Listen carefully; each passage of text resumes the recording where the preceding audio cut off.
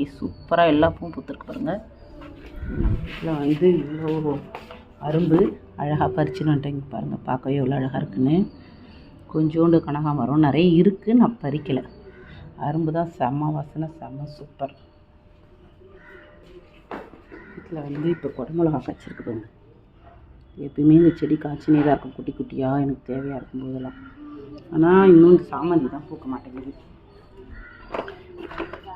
இப்போ தான் செடிக்கு தண்ணி ஊற்றிட்டு இருந்தால் எவ்வளோ அழகாக இருப்பாருங்க.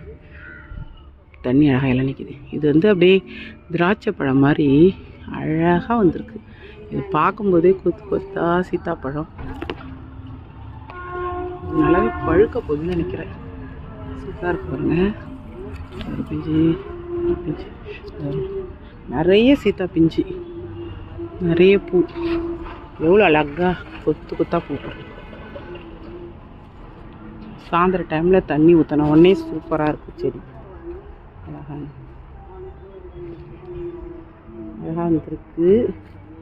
குண்டு மல்லிப்பூ தான் மொக்கு வந்திருக்கு அழகாக.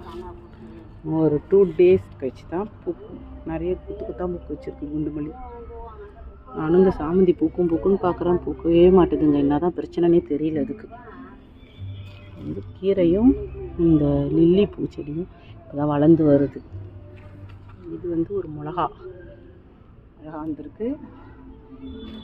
மெயினாக இதை காமிக்கிறதுக்காக தான் வீடியோவே போட்டீங்க பாருங்கள். அந்த சீத்தா வந்து இவ்வளோ பூ வைக்குமா, இந்த அளவுக்கு அழகாக, இவ்வளோ அழகாக பிஞ்சு வைக்குமான்னு இவ்வளோ தூரம் நான் பார்த்ததே இல்லை.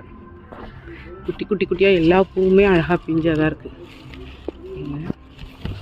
இது கொஞ்சம் பெருசாக இருக்குது, அது கொஞ்சம் பெருசாக இருக்குது. சாயந்தர டைமில் செடிக்கு தண்ணி ஊற்றின உடனே அழகாக இருக்கு பாருங்கள். இதெல்லாம் உண்மையிலே பார்க்கவே ரொம்ப சூப்பராக இருக்குது. இது பார்த்திங்கன்னா இது காஞ்சிட்டு அப்புறம் இதுலேருந்து வளர்ந்து இவ்வளோ பெருசு. இது வந்து காஞ்ச உடனே பிச்சு போடணுமா. ஆனால் நான் பிச்சு போடாதனால எங்கள் வீட்டில் வந்து இது காஞ்சதுக்கப்புறம் பச்சையாக வந்து அழகாக வந்திருக்கு. அதனால் இந்த கனகாமர செடிக்கு ஒரு தனி மரியாதை. பார்க்குறவங்க எல்லாமே வித்தியாசமாக இருக்குது, அழகாக இருக்குது பாருங்கள். எவ்வளோ பெருசு காஞ்சிடுச்சு, இதுக்கப்புறம் பச்சையாகி பூ சூப்பராக இருக்குது. இப்போ நிறைய இந்த மாதிரி இது விட்டுருக்கு. சீத்தா தான் செம்ம சூப்பராக இருக்குது. நிறைய பூ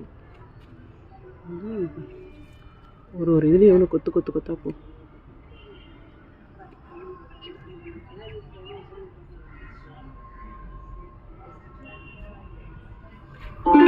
நம்ம பூவை கட்டிட்டு வச்சிட வேண்டியது தான் ஃப்ரிட்ஜில்.